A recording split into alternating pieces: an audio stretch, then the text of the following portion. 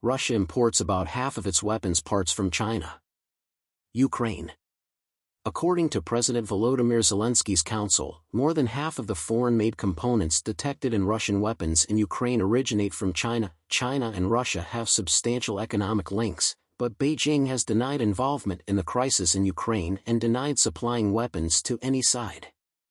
If you were to compile all the common weapon kinds and their foreign-made parts, you would find that China provides almost 60% of them. This is something that we have discussed at length with a number of manufacturers. Presidential advisor Vladislav Vlasic told reporters in Brussels on Tuesday that the People's Republic of China, PRC, is the main issue, according to Reuters. Newsweek has requested a statement from the Chinese embassy in Washington, D.C., while in Brussels for a meeting with EU and G7 leaders to discuss sanctions on Russia. Vlasic made the statement that Western countries like the US, the Netherlands, Japan, and Switzerland had supplied critical components for Russian surveillance systems, drones, and missiles. He went on to say, as reported by Reuters, that he showed documentation to reporters demonstrating that certain products were made more than 10 years ago and others as recently as last year. Russia has been able to fund its military operations since its full-scale invasion of Ukraine in 2022 by procuring Western microchips and semiconductors, even though it is facing a pile of sanctions. In order to limit the import of Western goods, Vlasic proposed that the EU impose sanctions on Rosatom, the Russian state nuclear power business.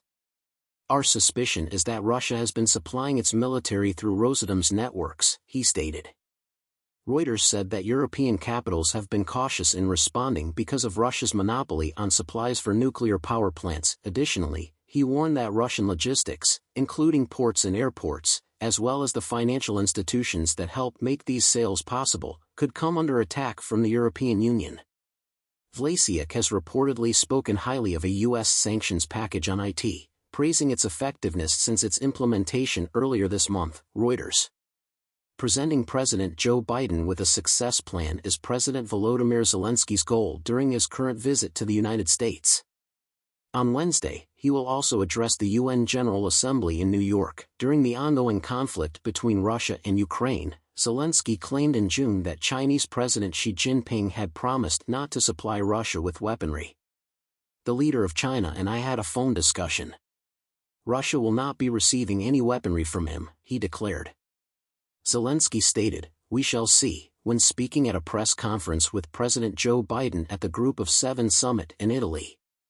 He promised to talk to me.